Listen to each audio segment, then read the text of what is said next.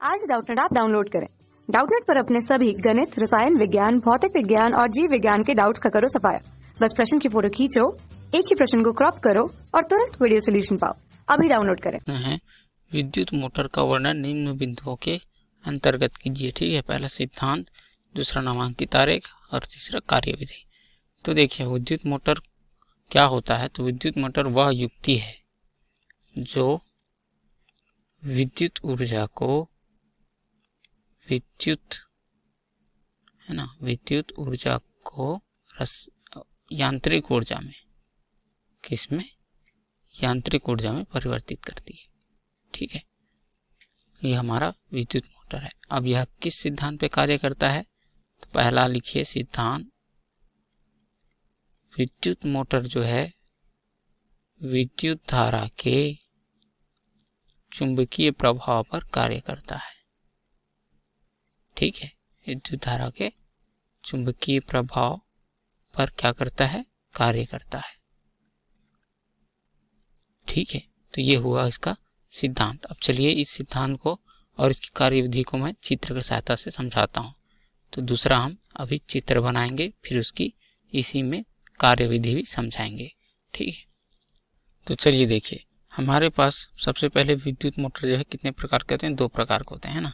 तो हम अभी विद्युत मोटर जो डायरेक्ट करंट मतलब दिष्ट धारा विद्युत मोटर का बारे में हम अभी इसमें चर्चा करेंगे। ठीक है, लेकिन हमारा जो मोटर होता है विद्युत मोटर, वो 2 प्रकार के होते हैं। एक तो होता है दिष्ट धारा मोटर, है ना, और एक होता है आपका प्रत्यावर्ती धारा मोटर। ठीक है, तो इसे मैं समझाऊंगा थोड़ी देर में। आप जो है अभी ये दिष्ट धारा के बारे में समझिए। तो इसमें होता क्या है कि एक चुंबक लगा होता है, यह उसका उत्तरी ध्रुव हो गया। ठीक है, अब ये उसका दक्षिणी ध्रुव हो गया।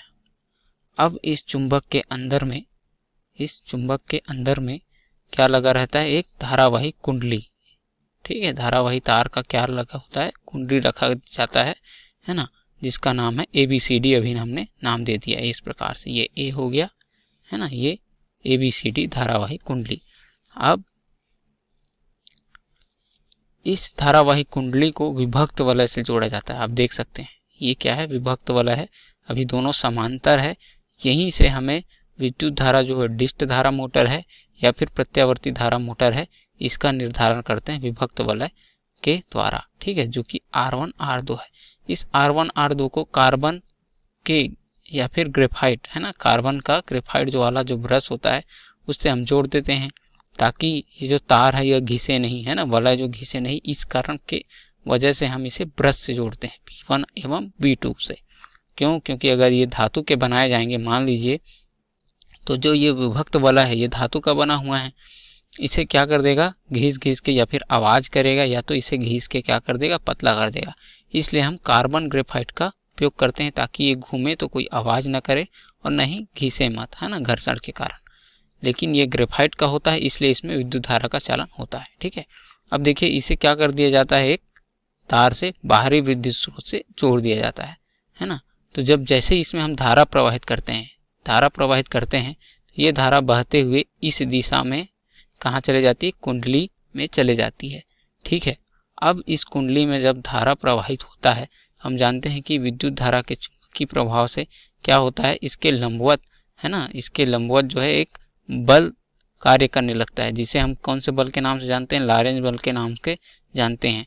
अब यही धारा जो है विपरीत दिशा में बहेगी जब B से A की ओर कुंडली में बहेगी, तथा जो बल है वो विपरीत दिशा में कार्य करने लगेगा ऊपर की ओर। ठीक है, तब ये दोनों लॉरेंज बल जो है क्या करते हैं? बल युग्म का निर्माण करते हैं, जिसे हम बल आघूर्ण भी कहते हैं। क्या कहते हैं? बल आघूर्ण कहते हैं।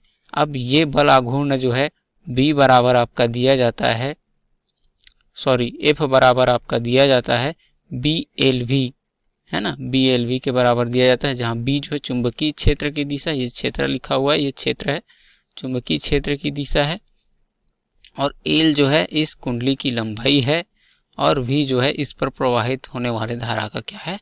इस पर आवेश का वेग है। ठीक है, कि किस वेग से ये बह रहा है V। तो जब बल युग्म कार्य करने लगेगा, ये बल युग्म के कारण यह जो है इस कुंडली को यह बल ऊपर उठाएगा, यह बल नीचे उठाएगा, अतः यह क्या करने लगेगा, घूर्णी गति करने लगेगा। अब क्योंकि यह जो विभक्त R1 व R2 जो है क्या कार्य करता है, यह जो है आपका धारा को उत्क्रमणीय बनाने का कार्य करता है, धारा उत्क्रमण का कार्य करता है, इसलिए जो धारा की दिशा होगी वह बदलती नहीं है। जब ए बी यहाँ आ जाएगी तो भी धारा की दिशा नहीं बदलेगी, ठीक है। इसीलिए जो धारा की दिशा है वह एक ही तरफ रहता है, इसलिए इसे हम क्या कहते हैं, डिस्ट धारा विद्युत मोटर कहते हैं, और लगातार यह घूर्णी गति करते रहता है। तो यह इसका क्या था, कार्य विधि था, है ना, किस प्रकार से कार्य करता है, हमने तीनों पॉइंट पे बता दिया। अब देखिए प्रत्यावर्ती धारा के लिए क्या किया जाता है। प्रत्यावर्ती धारा मोटर के लिए जो वलय है ना, वलय दिख रहा है, इसे हम बस आगे पीछे कर देते हैं इस प्रकार से, ठीक है। और इसे पूरी तरीके से आगे पीछे जब करेंगे और इसे पूरा गोल करेंगे तो क्या होता है, यह जो है दोनों तार को क्या करता है, छूने का प्रयास करता है। अब एक जो है इस तरफ लगाते हैं, ठीक है, ये इस तरफ, आगे पीछे दोनों को हम लगा देंगे तो होगा क्या कि ये जब घूमेगा, है ना, ये जो है, और ब्रश को भी आगे पीछे लगाते हैं, ऐसा नहीं है कि एक तरफ लगाएंगे, ठीक है।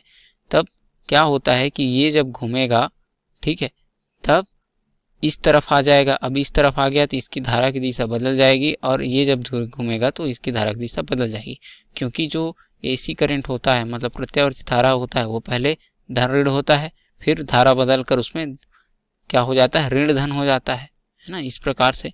तो यह जो विभक्त वाला है, अगर उसको आगे पीछे रखते हैं और इसका जो कमानी है ना, ये इस प्रकार से धुरी है, इसको हम इस प्रकार से टच करके रखते हैं, मतलब छूते हुए रखते हैं, तो यह जो है इसकी धारा भी क्या होती है, धारा की दिशा भी बदलते रहती है और ये एक ही दिशा में घूमते रहती है ना।